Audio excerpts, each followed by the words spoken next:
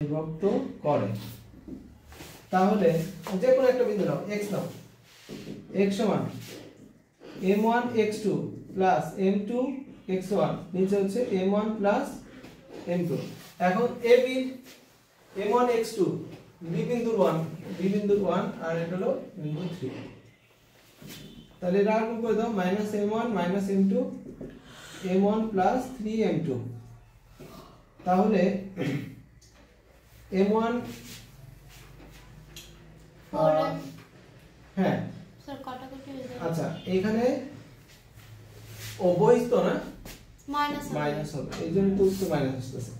তাহলে এটা হলো মাইনাস, এটা প্লাস, প্রথমটা মাইনাস তারপরটা প্রথম প্লাস তারপরটা মাইনাস। এখন m গুলো এক পাশে নিয়ে আসো, 4m2 এত হচ্ছে 2m1।